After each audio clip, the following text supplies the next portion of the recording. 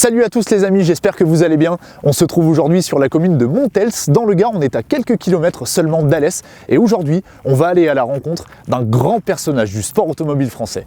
Le pilote qu'on va aller voir aujourd'hui a fait de la Formule 1, du WRC. Il a participé à de nombreuses reprises aux 24 heures du Mans. On part tout de suite à la rencontre de Stéphane Sarrazin. Suivez-moi, c'est parti.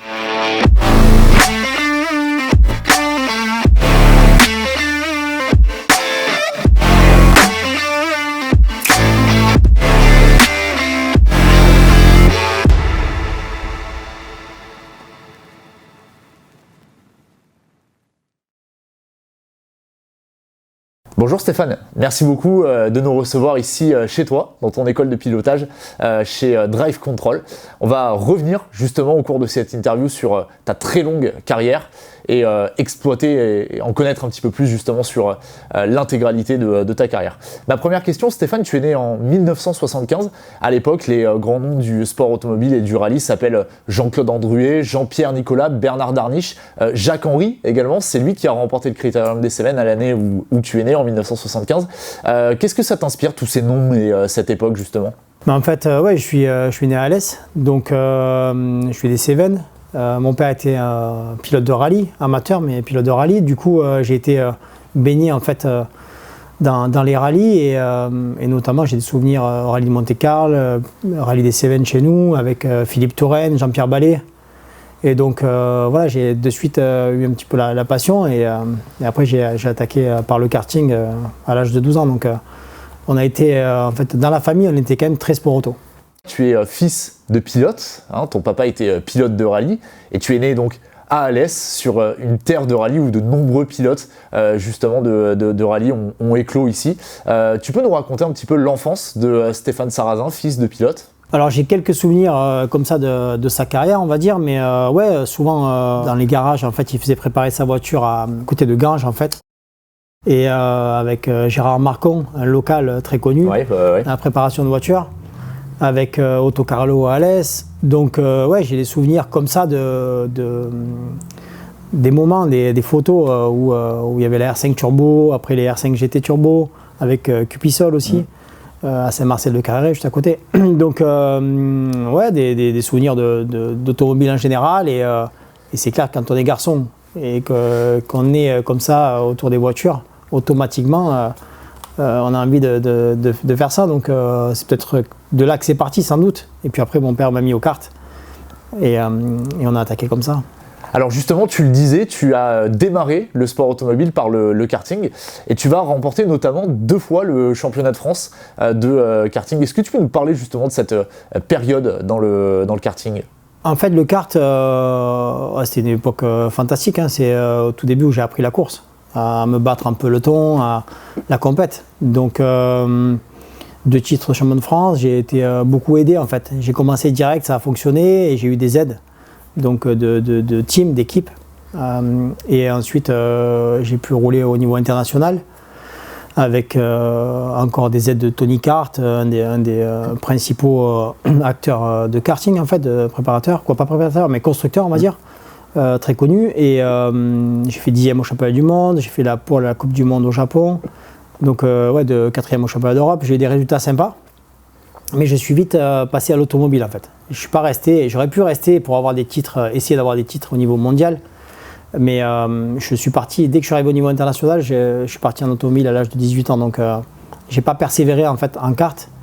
Mais oui, j'ai de très très bons souvenirs. Et puis c'est là où vraiment j'ai appris à me battre. La bagarre dans le peloton. Voilà, me battre sur la piste, se faire respecter. Et puis c'est de là que c'est parti. Et après, karting, ça veut dire karting Formule 1. Donc on a envie de faire de la F1 et on pense qu'à ça, quoi. C'est la voie royale, en tout cas. Alors avant la Formule 1, il y a eu quand même de la monoplace un petit peu moins puissante, bien sûr.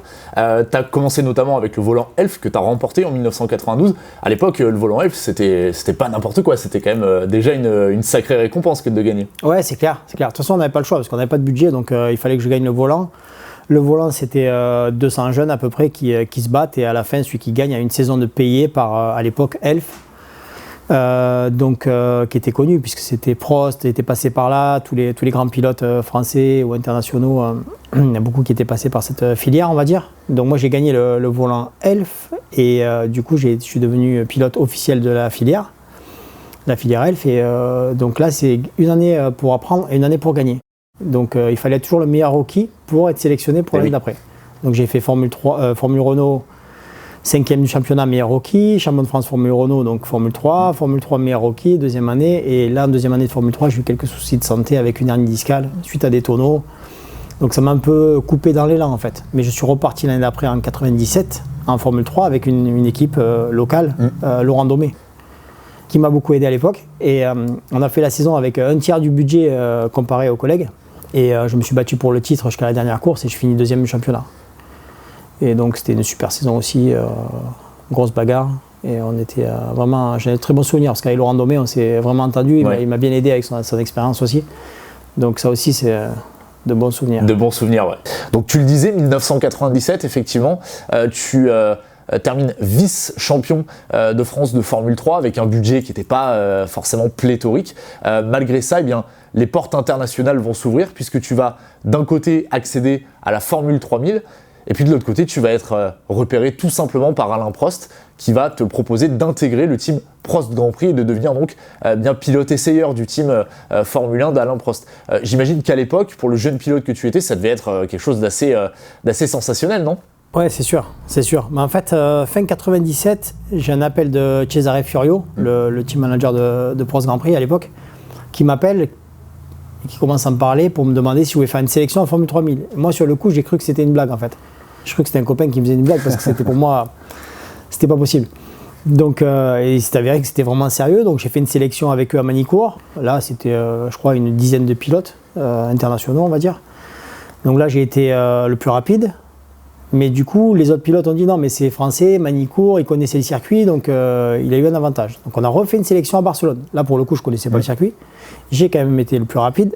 Et du coup, j'ai été sélectionné par Prost Grand Prix pour faire partie du junior team, Formule 3000, et pilote d'essai et pilote de réserve en Formule 1. Donc là, j'ai mis un grand pas au niveau international. Alors, la Formule 3000, effectivement, tu vas y rester en 1998, en 1999, mais bien sûr, en 1999, tu me vois arriver de loin. On va parler d'une chose très importante qui s'est passée dans ta carrière en 1999, puisque tu as participé à un Grand Prix de Formule 1, c'était lors du Grand Prix du Brésil en avril 1999. On va resituer un petit peu le contexte. À l'époque, tu remplaces Luca Badoer, qui est blessé pour le compte de l'écurie Minardi. Raconte-moi un petit peu comment ça s'est passé, comment Minardi est venu à toi, comment ils t'ont contacté et surtout comment toi tu as vécu cette arrivée en Formule 1 qui devait être à l'époque un peu l'aboutissement quoi, après toutes ces années de travail. Enfin, j'imagine que c'était vraiment le rêve qui était en train de s'accomplir. J'étais en test à Barcelone avec la F1 en fait, avec Prost, et j'ai un coup de fil d'Alain qui me dit tiens, il y a Minardi qui veut te prendre pour faire le Brésil parce que Luca Badoer s'est blessé, donc est-ce que ça t'intéresse? Bien évidemment. Difficile de dire non. Ouais, c'est clair. Donc je suis arrivé au Brésil, pas d'essai avec la voiture. L'équipe, je connaissais pas. En fait, il y avait Marc Gené, il y avait la voiture de Spercar qui était Marc Gené. Ouais. Et moi, j'étais là de mon côté, donc c'était énorme. J'avais mis un pied. Mais pour moi, c'était qu'un pied vraiment, parce que c'était le rêve. Après 2 séances d'essai, j'étais 11e ou 12e, je sais plus, ça marchait. Du coup, la Spercar, il y avait marqué Sarrazin et plus Marc Gené. Donc ils avaient les Italiens, ils étaient vraiment à fond derrière moi. C'était cool. Le Grand Prix s'est mal terminé puisque j'ai cassé l'aileron avant, j'ai tapé le mur du dernier virage. Alors tu veux que je te raconte une petite anecdote à ce sujet. Donc moi à l'époque j'avais 5 ans, 6 ans, un truc comme ça, j'étais devant ma télé et j'en ai pleuré, tu vois, pour te dire. Okay. C'était comme j'étais fan, je le suis toujours, tu vois, je suis toujours un petit peu fan de toi. Et je me suis dit putain, non, c'est pas cool. Ouais, c'est clair. Mais bon, c'était un gros crash en plus, c'était spectaculaire. Ouais, gros crash parce que j'ai l'accélérateur qui est resté bloqué à fond en fait. Donc la voiture elle tournait, donc c'était à 260 km/h. Et suite à ça, Minardi a voulu me garder en fait. Alors je crois savoir justement Stéphane que tu avais un contrat sur la table de la part de Minardi pour terminer la saison 1999 avec eux. À l'époque, comme on le disait, tu étais engagé en F3000 et surtout avec le team Prost Grand Prix en tant que 3e pilote. Et du coup, t'as pas choisi cette option-là, tu as décidé de rester un petit peu fidèle à tes engagements. Raconte-nous un petit peu ce choix, comment ça s'est fait et comment tu as pu prendre la décision qui était, on l'imagine à l'époque, la meilleure décision pour toi, quoi. En fait, je ne vais pas rentrer dans tous les détails parce qu'on a assez parlé, il y a eu beaucoup d'articles à ce sujet, un peu d'histoire. Mais en fait, Minardi voulait me garder pour la saison parce que je les avais impressionnés ou ils étaient satisfaits de mon travail. Et du coup, j'étais engagé avec Alain Prost pour la Formule 3000, on avait des engagements avec les partenaires, donc je suis resté en Formule 3000 en fait. C'était l'année pour le titre en 3000. J'avais fini 6e, je crois, du premier championnat. Et là, j'attaquais ma 2e saison pour le titre. Donc j'ai dû honorer ce contrat et du coup j'ai refusé Minardi et Minardi a insisté, mais puis j'ai dit j'espère que je ne regretterai jamais. Mais bon, c'est comme ça. C'est la vie. Voilà, c'est la vie exactement. C'est des choix de carrière. Alain, à ce moment-là, c'était quand même énorme. Alain Prost, et c'est encore. J'ai beaucoup de respect pour lui. C'est un grand monsieur sport auto. Il m'a beaucoup apporté aussi, de par sa technique, sa façon de voir la course et tout. J'ai passé beaucoup de temps avec lui sur le vélo. On faisait beaucoup de vélo ensemble à l'époque. Donc du coup, et même dans le team. Mais du coup, je suis resté en 3000 et après, la tête de Minardi a changé et l'opportunité était passée et voilà. Donc, on passe l'opportunité. Après, il faut en avoir une autre. J'en ai eu après une autre avec Toyota, mais ça ne s'est pas terminé comme je le voulais non plus pour d'autres raisons en 2002. Mais bon, voilà, j'en garde de très bons souvenirs aussi et puis c'est comme ça qu'on apprend. Mais 23 ans en Formule 1 sans manager, c'est pas trop la solution, on va dire. Alors on va fermer provisoirement la parenthèse du circuit, on va parler bien du rallye. Le rallye, ça a toujours été un petit peu le fil conducteur de ta carrière. Entre 1994 et 2000, on va dire, tu fais déjà quelques apparitions en rallye, notamment sur les rallyes du Var, les critériums des Cévennes, avec de jolies performances. À l'époque, le rallye, c'est quoi pour toi? C'est un projet sérieux ou c'est surtout pour décompresser un petit peu et continuer de rouler pendant l'intersaison? Ouais, en fait, c'est juste par passion. En fin de saison, moi j'estime qu'il faut se faire plaisir. Et quand on aime quelque chose, il faut essayer de le faire. Je ne suis pas toujours en train de regarder pour l'image, qu'est-ce qu'on va dire de moi si je ne suis pas perfo. J'ai toujours pensé qu'il fallait se faire plaisir d'abord à soi-même. Et du coup, ouais, je faisais un rallye en fin de saison. Mon père essayait de monter le programme, tout ça avec des petits partenaires locaux. Et ouais, j'ai fait le Var que j'ai gagné en 2000, je crois, ou en 2001. 2001, avec la WRC. Avec la WRC, ouais. Donc ça, c'était vraiment génial. Et d'ailleurs, j'ai revu le résumé il n'y a pas longtemps. Okay. Et à un moment donné où tu sors dans le fossé, tu penses que tu as. Tu te rappelles de ça? Tu as regardé dans le détail. Attends, on a bossé. Une faute, une erreur dans un gauche spécial de Babaou dans le rallye du Var. Avec Jacques-Julien Renucci, mon copilote fidèle depuis 20 ans. Et du coup, c'était humide, on a légèrement glissé, mais ça nous a coûté. On a quand même fait le scratch. Donc, exactement. On a eu de la réussite. Et donc, ouais, non, rallye, je faisais chaque année, j'aimais ça et j'aimais faire les deux en fait. Mais ma priorité, c'était clairement le circuit. Bien sûr, bien sûr. Et, mais dès que je pouvais, j'essayais de faire un rallye, ouais. À l'époque, pour resituer le contexte, donc on est à la fin de l'année 2001, tu es toujours engagé avec le team Prost Grand Prix, mais malheureusement, on le sait, quelques mois plus tard, le team Prost Grand Prix va devoir s'arrêter pour les raisons qu'on connaît. Au moment où tu réalises cette victoire au rallye du Var, est-ce que déjà dans un coin de ta tête, tu commences à penser que le rallye, ça peut devenir une option sérieuse pour la suite de ta carrière? Ouais, c'est clair que je me suis dit, ouais, il y a peut-être moyen de faire de très belles perfs en rallye. J'avais le même feeling en rallye qu'en circuit. Sauf que les opportunités étaient plus grandes en circuit. Mais du coup, ouais, c'est sûr que quand on gagne un rallye en championnat de France, on se dit, bon, par contre, il faut quand même être conscient qu'il n'y avait pas beaucoup de voitures contre moi. J'avais une très bonne voiture, donc il faut être honnête. On a gagné, j'avais une 4 roues motrices, j'avais une très bonne voiture, peut-être la meilleure. Mais on a été au bout, on a gagné devant Alex Benguet qui était... à l'époque, c'était un peu la star montante. Voilà, quoi. Exactement. Et puis après, d'ailleurs, en 2004, je me suis battu contre lui avec la Subaru quand je suis passé à 100% en rallye. Ouais. Alors, malgré tout, à ce moment-là, le circuit, c'est pas tout à fait terminé, loin de là. Tu vas signer chez Toyota, tu vas devenir pilote d'essai de Toyota qui est arrivé à ce moment-là en Formule 1. C'était un projet qui avait fait sensation à l'époque parce que Toyota a investi beaucoup de temps, d'argent, beaucoup d'énergie. Et donc tu rejoins ce projet pour épauler justement Mika Salo et Alan McNish à l'époque. Tu peux nous parler un petit peu de ton arrivée au sein du giron de Toyota? Ouais, Uwe Anderson qui me contacte pour être... Uwe Anderson, son bras droit me contacte pour être chez eux. Je la rencontre à Barcelone, on fait le deal. Et donc je signe avec Toyota, 3e pilote. Donc là aussi, j'ai beaucoup appris, beaucoup roulé, c'était génial. Et fin 2002, ça discutait pour que je sois pilote titulaire en fait. Et je me suis retrouvé de discussion à pilote titulaire à zéro, à rien du tout. Et là, j'ai dit... j'avais déjà un pied au Mans en fait, grâce à Hugues de Chonac, qui m'avait fait faire Le Mans en 2001-2002 dans la LMP1. Donc du coup, Hugues de Chonac m'avait fait confiance. Et en 2003, j'ai basculé chez Henri Pescarolo et j'ai fait la saison avec lui également. Donc j'ai fait la World Series. Et la World Series, voilà, c'est ce que j'allais te dire. J'ai fait plusieurs championnats en même temps. Mais, ça augurait déjà tes programmes complexes, hein, avec plein de courses dans tous les sens. C'est ça. Ouais. Bon, le Mans, c'était énorme déjà. Bah, Le Mans, c'était une course mythique et qui m'a fait rêver et qui fait partie intégrante de ma carrière, mes plus belles années, on va dire. Mais 2003, donc Pesca. Et World Series, du coup, il y avait Franck Montagny à l'époque. Ouais, exact, il gagne le titre. Moi, je fais 5 ou 6. On était en bagarre pour le podium jusqu'à la dernière course. Ouais. J'ai pas eu trop de réussite sur cette année-là, mais j'étais plutôt toujours aux avant-postes, on va dire.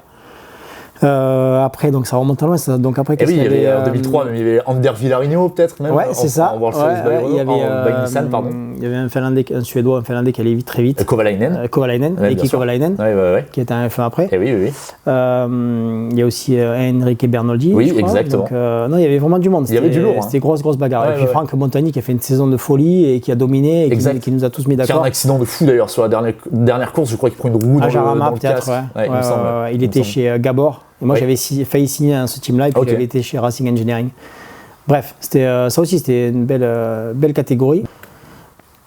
Et 2003, donc fin 2003, je lis dans la presse sur Auto Hebdo la fédération française avec Subaru. Et il y avait une bulle comme ça sur la tête du pilote avec un point d'interrogation, et il y a marqué « Et si c'était vous ?» Et si c'était toi, du coup. Voilà, exactement. Et là, j'en avais un petit peu marre du circuit, des déceptions. J'ai appelé la Fédé, savoir si c'était sérieux. À l'époque, le président, Jacques Régis, il me dit oui, c'est très sérieux. Avec Subaru, on essaie de lancer les jeunes pilotes. Donc j'ai fait une lettre manuscrite, comme demandé. C'est les lettres de motivation, comme demandé dans l'article, là, du moins dans la pub. Et du coup, j'ai fait la sélection. Sélection, c'était en Champagne, je crois. Et j'ai gagné avec tous les pilotes français, français de l'époque qui marchaient fort. Brian Bouffier, notamment, je crois. Ouais, Brian, qui était un des plus rapides. Il y en avait 3-4, 5, je ne sais plus. Et là, j'ai remporté la sélection. Donc voilà. Après, c'était la France, plus 3 rallyes en championnat du monde.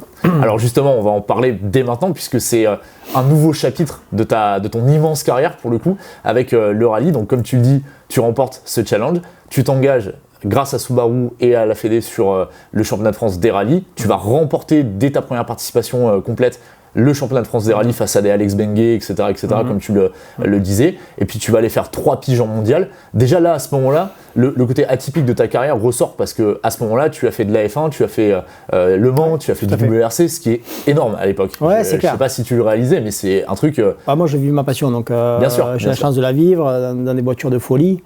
Donc là, les 3 piges en championnat du monde, ça a été top, parce qu'on a commencé par l'Allemagne. Et l'Allemagne, je me battais pour le top 6 déjà direct, donc c'était fabuleux. Après, je fais la Corse, je fais 6e. Et Catalogne, je fais 4. 4 au scratch, devant les Subaru, exactement, les autres Subaru officiels. Moi, j'étais en Pirelli. Et non, j'étais en Michelin. Et eux étaient en Pirelli. Avec, il y avait Solberg à l'époque, notamment. Il y avait tout le monde, il y avait Marcus, Grenoble, il y avait tout le monde. Chez Subaru, il y avait Solberg, mais au niveau du plateau, c'était énormissime. Et moi, j'étais avec Michelin, on a fait un temps scratch sous la pluie et tout, c'était extraordinaire. Puis je me battais avec Carlos Sainz. Monsieur Carlos Sainz pour le podium, j'en ai encore des souvenirs de folie. Ouais.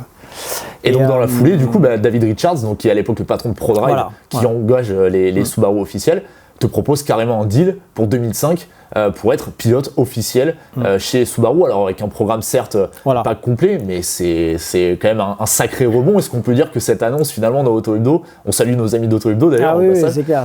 Est-ce que cette annonce elle a un petit peu changé ta carrière quoi finalement? Ah oui, complètement.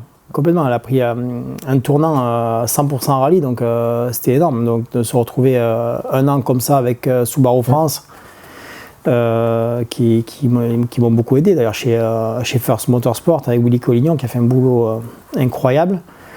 Et donc 2005-2006, je me suis retrouvé avec Subaru World Rally Team, Peter Solberg comme équipier. Et là, j'étais dans le grand bain. Donc, j'étais en Suède, j'avais jamais mis un pied sur la neige avec une voiture de rallye. Donc, ça m'a fait un petit peu bizarre, on va dire. Il fallait apprendre. Et puis, c'est pas la neige du pôle mécanique l'hiver. Hein. Non, c'est clair. Il y en a plus et il y a des murs aussi. Ouais. Donc, non, il a fallu apprendre. 2005-2006, j'ai fait ça. Mais en même temps, je faisais le programme aux États-Unis parce que David Richards m'a dit est-ce que tu veux faire Sebring avec l'Aston Martin GT1 J'ai dit non, j'ai plus trop envie de faire de circuit. Et puis, il m'a poussé. Et je suis arrivé à Sebring, j'avais pas roulé depuis 2 ans, j'avais l'impression que j'avais jamais roulé un circuit. Oui. Et au bout d'une journée, j'étais déjà devant, donc c'était cool. C'était cool. Et du coup, j'ai fait full saison 2005, full saison 2006. Aston et championnat du monde des rallyes. Et oui. Mais championnat du monde des rallyes, je faisais que 6 manches, 6 ou 8 manches, je crois. Donc je faisais un peu des deux, mais j'ai remis un pied en circuit grâce à David Richards. Et oui, bien sûr. Alors justement, ce pied en circuit, on va en reparler parce que là, c'est encore une autre, je dirais, facette de ta carrière, un autre chapitre qui va s'ouvrir en 2007, puisque tu vas rejoindre, tout simplement Peugeot qui à ce moment-là arrive en endurance, revient en endurance avec les Peugeot 908 HDI FAP, et puis développe aussi en parallèle la 207 S2000 en rallye. Raconte-nous un petit peu ton arrivée au sein de cette équipe. Ça s'est fait 2006 au Catalogne. J'étais un regroupement en fait, et Jean-Pierre Nicolas qui vient me voir, qui me parle du projet Le Mans en fait, qui me dit qu'il serait intéressé éventuellement de m'avoir dans le team. Et du coup, il me dit, bon, moi je vais quitter le poste, mais mon remplaçant va sans doute t'appeler, puis ce sera à lui de choisir. Et c'était Serge Saulnier à l'époque. Serge, qui est quelqu'un de très expérimenté, exceptionnel, et pareil, qui a une connaissance du sport auto incroyable, qui a géré Peugeot Sport dans l'épopée Le Mans, on va dire. Et donc, là, direct, je suis reparti chez Peugeot. Et chez Peugeot, c'était 908 et c'était la 207 S2000, oui, donc c'est-à-dire les tests en rallye, le développement, le rallye du Var chaque année, le Monte-Carlo chaque année. Donc c'est voilà, à chaque fois j'avais un pied rallye, un pied circuit chez tous les constructeurs. C'est cool. Alors juste sur cette partie-là, sur Le Mans, tu vas faire deuxième au Mans avec la 908 dès ta première avec Peugeot 2007, ce qui est, je sais pas, j'imagine, c'est énorme après avoir fait déjà tout ce que tu avais fait à ce moment-là. Ça fait quoi de monter sur le podium du Mans, même si c'est pas sur la plus haute marche, mais qu'est-ce que ça fait de monter dès ta première participation avec ta nouvelle équipe? Nous j'avais déjà fait Le Mans avec Oreca en LMP1, mais là avec Peugeot c'était énorme parce qu'en fait on se retrouvait l'hiver, on avait galéré avec la fiabilité et on arrive au Mans, on a tenu pas de soucis, on fait deuxième. Donc pour nous c'était comme une victoire. Bien sûr. Puis d'être sur le podium du Mans, il faut le vivre pour le réaliser, c'est un truc de fou. Il y a, je sais pas combien de milliers de spectateurs en bas, c'est énorme. C'est pour ça que je dis quand on est sur le podium au Mans, il faut essayer de savourer. Même si on n'est pas sur la première place, c'est quand même énorme. Donc, après, je l'ai appris au fur et à mesure. Et j'ai fait partager ça à mes équipiers aussi, de leur dire savourer, parce que c'est pas facile d'être sur les marches du podium. Alors, tu parlais justement de la facette rallye avec Peugeot. Tu as fait du coup un peu le pilote de développement. Tu as développé, on peut le dire, en partie, cette 207 S2000, avec notamment le Monte-Carlo 2009 qui n'était pas au WRC, qui était en IRC. Tu termines troisième, je crois, derrière Freddy Loax et Seb Ogier, qui gagnent de mémoire avec la 207 S2000 BF Goodrich, me semble-t-il. Tu fais aussi, tu testes la DS3 aussi à un moment donné, un petit peu plus tard. Mais ça fait partie des voitures que PSA t'a confié en fait. Exactement. Pour le développement. Je fais beaucoup de tests avec eux. Mais je roulais surtout pour Peugeot parce que c'était quand même bien dissocié Peugeot Citroën. Donc je fais troisième Monte-Carlo, je crois que c'est 2010 ou 2011, je refais troisième. On était en tête, on se sort. En fait, on aurait pu gagner peut-être 2 fois le Monte-Carlo. Et pour des choix de pneus aussi, on a perdu en 2011. Mais quand Brian Bouffier gagne, des moments, le Monte-Carlo c'est énorme, c'est pareil, c'est comme Le Mans. Monte-Carlo c'est un monument, donc j'ai eu la chance de le faire, me battre en devant, c'est cool. Je suis éclaté et là aussi j'en ai de très bons souvenirs. Alors en 2012, justement, tu vas découvrir le LMP2 puisque tu vas rejoindre la toute nouvelle équipe Sébastien Loeb Racing. Tu vas aussi rouler en LMP2 avec le team Star Works. Et puis en parallèle de ça, tu fais un petit peu ton retour en championnat de France des rallyes puisque tu vas t'engager justement sur quelques manches. Tu vas notamment en remporter quelques-unes. Tu vas être dans le coup pour jouer le titre. Et puis finalement, tu vas décider de prioriser ton programme endurance avec Star Works par rapport justement au rallye, ce qui va forcément t'empêcher, on va dire, de défendre tes chances pour l'obtention du titre de champion de France des rallyes en 2012. Cette décision, elle n'a pas été trop dure à prendre. Comment tu as réussi à la prendre justement? Et voilà, c'était avec, je faisais des one-shots dès que j'avais le temps, donc on se battait devant aussi pour le titre, c'était pareil. Mais surtout que Star Works, ça a été 2011, Peugeot s'arrête, alors qu'on préparait 2012. Je me suis retrouvé sans volant en fait et je me suis dit bon, j'ai des propositions. C'est même début 2012 Peugeot de mémoire. Ouais, tout à fait. C'était février ou mars. Février, voilà, c'était la saison allait démarrer quoi. Et en fait, je me retrouve avec plusieurs propositions LMP2 et je me suis dit je préfère rouler que de rester à la maison parce que je vais me faire oublier et j'ai envie de faire voir que j'ai la vitesse quoi. Donc 2012 je fais avec Star Works une équipe américaine, mais Star Works une bonne équipe, mais pas une équipe du niveau de Peugeot. Donc là, je suis tombé dans le monde amateur, on va dire. Ouais. Et parce que j'ai appelé Audi, j'ai appelé Toyota, tout le monde était complet, donc pas de possibilité. Et je fais Sebring, première course de l'année, 55 voitures, et je roule les 3 quarts de la course, on va dire. J'étais avec Enzo Potolicchio, vénézuélien, pilote partenaire sponsor, on va dire, et Ryan Delzel. Et en fait, ils me font faire, je sais plus, 7 heures de la course, 8 heures sur 12, et je finis 3e au général. Je suis derrière les Audi, en fait. Et là, j'arrive sur le podium de Sebring, Audi, et moi avec ma petite LMP2. Donc, c'était énorme. L'année d'avant, j'avais fini 2e, j'étais déçu. Et là, 3e, j'étais super content. Ah bah oui, parce que là, c'était un petit peu particulier. 2 poids, 2 mesures, on va dire. Ouais. Ah ouais, puis après, on a enchaîné les pôles, les victoires, tout le championnat à WEC. Et 3 quarts de la saison, non, juste avant Le Mans, il y a Toyota qui m'a rappelé pour me remettre dans la LMP1. Donc, et après, j'ai fait 6 ans chez Toy. Là, encore beaucoup d'expérience, en étant avec des pilotes très rapides, avec une grande équipe, beaucoup de moyens. Donc, après les avoir quittés en 2002, sur des désaccords qui n'étaient pas forcément dus au team, alors justement, ça m'a fait plaisir de les retrouver. Est-ce que ça a un lien, le fait que tu sois, t'aies pu en tout cas mettre un pied chez Toyota en endurance à ce moment-là, ça a un lien avec la F1 à l'époque ou c'est pas vraiment les mêmes équipes? Il y avait quand même quelques personnes qui étaient déjà là depuis 2002, mais ça veut dire qu'ils avaient gardé de bons souvenirs de moi, sinon ils m'auraient jamais repris. Quand j'étais convoqué à Cologne, j'étais face au boss, donc c'était plus Ove Anderson, c'était Rob Le Pen et Pascal Vasselon avec le patron japonais, mais c'était énorme de me retrouver chez Toyota. Toyota, c'est une des plus grandes équipes du sport automobile, donc j'ai eu la chance d'être qui était aidé par Oreca. J'ai beaucoup travaillé avec David Flory, qui est un des ingénieurs les plus brillants que j'ai croisé de ma carrière.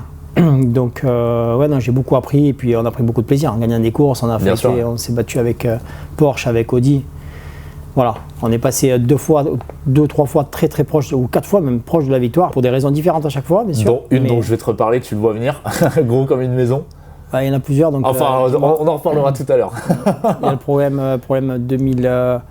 Alors, je me rappelle plus, en 2014. Celle que j'ai en tête ne concerne pas ton équipage spécialement, mais concerne bien sûr ton équipe. Mais on en reparlera tout à l'heure un petit peu plus loin. Mais oui, effectivement, ça a été une super époque. Une super époque. Alors, en 2014, c'est encore un nouveau chapitre de ta carrière qui va s'ouvrir, puisque tu vas découvrir à l'époque ce qui est un ovni dans le monde du sport automobile, la Formula I, donc cette espèce de Formule 1 électrique, on le dit pour celles et ceux qui découvriraient. Tu arrives justement dans le team Venturi, qui était une des toutes nouvelles équipes à arriver dans ce nouveau championnat. Tu es un des rares pilotes français à piloter dans le cadre de ce championnat. Ma question est la suivante. À l'époque, en 2014, le sport automobile électrique, tu y crois déjà, toi, tu crois que ça va être l'avenir du sport automobile? Oui, moi j'avais compris direct que ça allait être, mais je suis pas le seul. Hein. On est nombreux à avoir pensé direct que ça allait marcher, On sentait que ça pouvait marcher. Et le format des courses en ville et tout, c'était atypique. Donc, et puis bon, après il est venu les effets de pollution, que les constructeurs se sont achetés des images un petit peu vertes, ce qui est normal. Et donc, donc Formula I avec Venturi, j'étais contacté par Gildo Pastor, qui montait son équipe de course. On a commencé, on n'était pas un team de course. Donc là, on a attaqué à 0 et on s'est retrouvé à faire des podiums. J'ai fait des podiums, je ne sais plus combien de podiums avec eux, mais énormes. J'ai fait. Tu as fait le deuxième à Long Beach, je crois que ça devait être 2015 ou 2016, comme ça. 15 ou 20 courses dans les points non-stop, 6e au championnat, je fais. Alors qu'on était quand même la plus petite équipe. Bien sûr. C'est-à-dire qu'on a bien bossé. Après, je suis parti chez Techeetah pour la fin de saison. Je fais première ligne. On fait 2 podiums avec Jeff. Sur le podium, on était tous les deux, c'était cool. Je fais première ligne au Canada, je crois, sur un circuit de folie à Montréal. Voilà, donc là aussi, très bon souvenir. Et après... tu repars chez Andretti en 2018, je crois que Andretti qui m'appelle fin de saison, ils avaient marqué 0 points, c'était en galère. Mais j'en ai pas marqué plus d'ailleurs. Ils avaient viré leur pilote, mais ça commençait peut-être à cette époque-là aussi où les écarts commençaient à se faire vraiment entre les voitures, parce qu'au début c'était un peu monotype, on peut dire. C'est ça. Là il y avait de gros écarts. Parce que je suis passé chez Techeetah qui était la meilleure voiture. Bien sûr. Direct, je me suis retrouvé en première ligne. Voilà. J'ai marqué des points, j'ai fait des podiums. Donc il est clair que c'est comme en F1, c'était sur une Mercedes comme Russell ou une Williams. Oui, forcément. Pas le même résultat. C'est pas Russell, c'est pas Léo Russell. Ça n'a rien à voir. Non, c'est pas Léo Russell qui roule là. Non, c'est pas le même. Mais il a beaucoup de talent aussi. Il a beaucoup de talent. On en reparlera un petit peu plus tard, effectivement. Tes équipiers à l'époque en Formule électrique, Jacques Villeneuve. Jacques Villeneuve. Nick Heidfeld. Nick, c'est du lourd quand même. Du très lourd. Surtout Nick. Bon, Jacques a été très rapide, mais là il était un peu dans le dur avec l'électrique. Nick, top. Nick, génial, il est venu à la maison en vacances et tout, Ouais. il est devenu pote. Alors qu'on s'était fighté en Formule 3000, on n'était pas très potes à l'époque. Mais moi, j'avais fait, au final, il a gagné le titre, moi j'avais fait 4. Mais bon, c'était après l'annonce que je roule plus chez Prost. Donc Nick, on se retrouve équipier et là, on s'est tiré la bourre toute l'année, c'était cool. Et après, qu'est-ce que j'ai fait après? Venturi, voilà. Venturi, Techeetah et Andretti, ça a duré 4 ans à peu près, de voilà, 2014 exactement. à 2018, quoi. Non, et maintenant, je suis chez Nissan en développement et support pour les pilotes.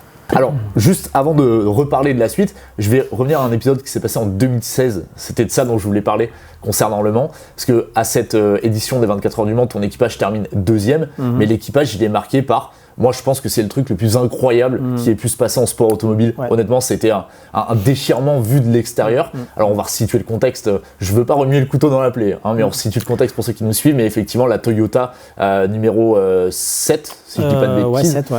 qui s'arrête, qui est en tête, qui s'arrête dans le dernier tour des 24 heures du Mans.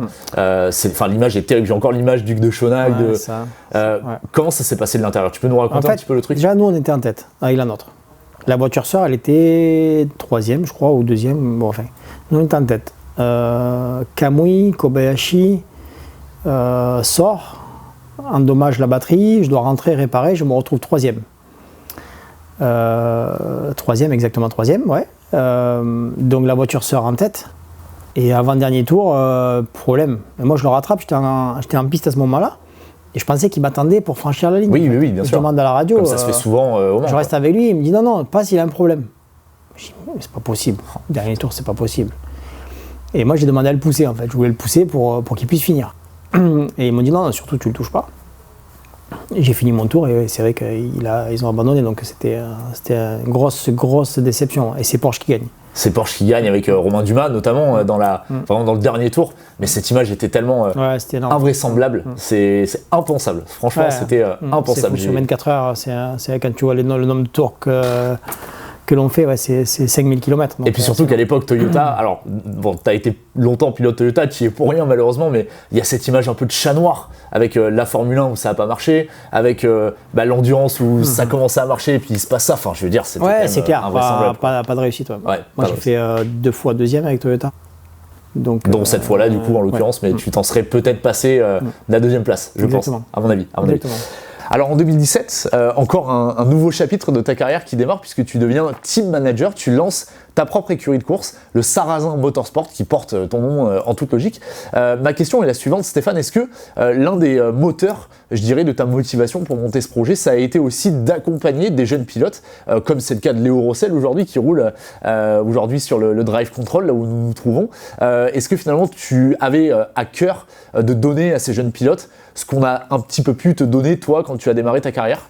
C'est exactement ça. En fait, j'ai créé l'équipe pour transmettre ma passion, en fait, transmettre mon expérience. Et j'ai créé l'équipe en avril 2017. Et crescendo, en fait, on est parti avec 2 voitures, 3 voitures, 4 voitures, de plus en plus de pilotes. Et en 2018, j'avais Johan Rossel, et on a gagné le titre, la photo qui est là. Et oui. On a gagné le titre, donc là aussi, on a relancé un petit peu sa carrière, qui était dans le dur, et du coup, il est reparti chez Citroën. Donc on a 2018 on a gagné le titre avec Yo, 2019 on gagne le titre avec JB Franceschi. Donc ça c'est clair que j'ai fait le team pour ça, moi, pour m'éclater avec eux, partager et puis transmettre. Bien sûr. Donc je roule à côté, mais j'ai mon équipe de course et avec Quentin Giordano, Ludo Gall, j'ai une dizaine de pilotes, on va dire, des pilotes jeunes, moins jeunes, des gentleman drivers, des espoirs. Non, c'est un plaisir. Cette transmission, quoi, en tout cas, qui te permet aujourd'hui de former d'autres pilotes. Mais je dois dire qu'il est plus simple de piloter que de gérer une équipe. Ah, beaucoup plus simple. Beaucoup plus simple. Okay. Gérer une équipe ou une entreprise, bon, déjà, c'est un métier.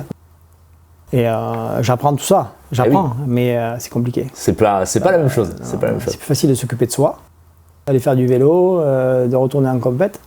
Mais bon, ça me plaît et je suis toujours à fond, donc pas de soucis. Et puis tu fais quand même quelques piges, puisque notamment Monte Carlo, il y a 2 ans, tu fais 9e, je crois, au scratch. Donc voilà, t'es quand même là. Je roule à bloc et je me fais plaisir. Et maintenant, je roule sans pression. Donc c'est peut-être plus facile aussi parce que voilà, j'ai envie de m'éclater, prouver que je peux rouler au plus haut niveau mondial. Et non, c'est comme ça que je vois les années à venir là pour. Bien sûr. Voilà, je m'éclate. Alors en 2021, Stéphane, tu vas te lancer un nouveau défi en tant que pilote à nouveau, puisque tu vas participer au tout nouveau championnat organisé par Alessandro Aggiage, l'Extreme E. On rappelle qu'Alessandro Aggiage, c'est lui qui est à la tête de la Formule E, la Formule 1 électrique. Est-ce que tu peux nous expliquer rapidement, pour celles et ceux qui ne connaissent pas ce nouveau championnat, ce qu'est l'Extreme E? L'Extreme E, en fait, Alessandro Agag, je veux dire que c'était un visionnaire, parce que l'Extreme E, il était à fond, il a lancé ça et ça a complètement fonctionné. L'Extreme E, c'est pareil, sauf que c'est du rallye raid. Donc c'est un gros buggy électrique, moteur à l'avant, moteur à l'arrière, 4 roues motrices. Et on va aller sur les continents pour faire voir aussi les changements du climat, en fait. Ce que les changements du climat apportent, du moins les différences. Donc, et prouver aussi que le sport automobile peut être complètement complémentaire avec la protection environnementale et tout. C'est ça. Avec des courses qui se passeront. Donc il y en a une au Groenland, je crois que c'est ça. Enfin, c'est la folie. On a Brésil, on a Arabie Saoudite, un petit peu sur tous les continents, en fait. Et tous les teams se déplacent sur un bateau. C'est très particulier comme format. Et je trouve ça génial. Donc là, j'ai été sélectionné par Veloce Racing, une équipe toute nouvelle aussi, qui s'appuie sur une équipe d'expérience, puisque c'est ART Grand Prix. Donc ils s'appuient sur une très bonne équipe. Mais Veloce, ils sont leaders en e-game, tous les jeux en ligne. Bien sûr. Donc, le team Veloce e-sport, c'est ça. Voilà, c'est ça. Et du coup, et tu vas avoir une coéquipière. Voilà. Et pas un coéquipier. Ça, c'est important. À la différence de toutes les autres disciplines, c'est que là, on est deux, mais automatiquement, un garçon et une fille. Et on partage la course 50-50. Donc moi, je suis avec Jamie Chadwick, une jeune anglaise qui roule très fort en circuit, en Formule 3. Qui a gagné la W Series, je crois. Ouais, c'est ça, elle a gagné la W Series. Non, elle roule fort. Et puis là, elle doit découvrir la terre, tout ça. Donc on a fait les tests officiels à Aragon. C'est là où j'ai été sélectionné, en fait. Bien sûr. Encore une fois, c'était une sélection. Oui. Donc c'était une bonne remise en question. Et donc, j'ai hâte d'attaquer. On a été s'entraîner à Dubaï. Ça s'est bien passé dans les dunes. Parce que là aussi, il faut apprendre les dunes. Oui, bien sûr. Donc, j'avais roulé déjà en novembre-décembre dans les dunes, mais c'est très particulier. Et, c'est super excitant, nouveau challenge.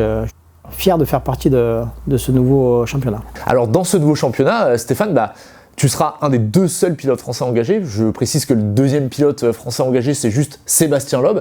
Et tu vas retrouver des très gros noms du sport automobile comme Lewis Hamilton, Nico Rosberg, Jenson Button. Alors ces garçons-là ne seront pas pilotes, mais ils seront team managers. C'est certainement la preuve. J'imagine que ce championnat, il a été écouté, il a été pensé, il a été imaginé aussi pour répondre à ces demandes-là.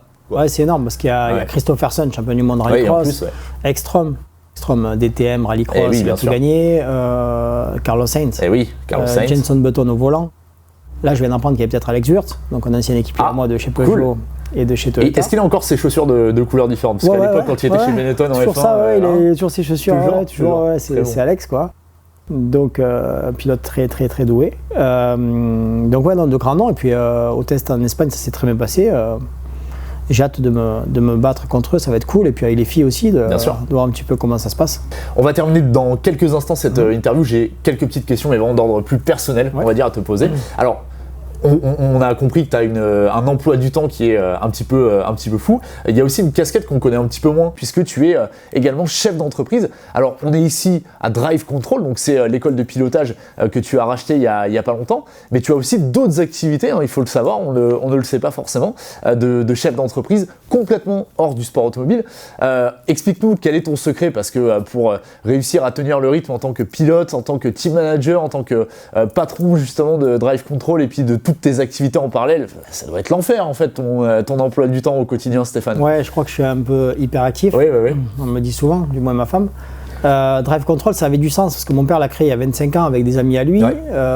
Christian Domergue a continué à développer cette école. Et là, il y a 2 ans, je trouvais que ça avait du sens pour entraîner mes pilotes. Et ils passent tous par là. Avant les rallyes, je les mets en mode pilote, on va dire. Donc c'est un très bon support. Et là, aujourd'hui, j'en ai 2 qui roulent. J'ai Jean-Michel Raoux, qui est un gentleman driver qui va très vite sur la terre. Et Léo Rossel, mon nouveau pilote qui a été mis chez moi par la Fédération française.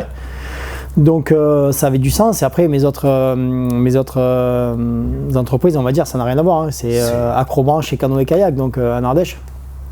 Rien à voir. Pas loin d'ici, rien à voir, mais je me dis que en fait, nous, quand on est pilote, notre métier, ça va s'arrêter un jour ou l'autre. Et il fallait trouver des solutions à côté, donc pour avancer, pour vivre. Donc je trouvais sympa d'avoir ces défis. Et j'ai des personnes de confiance parce que j'y suis quasiment jamais.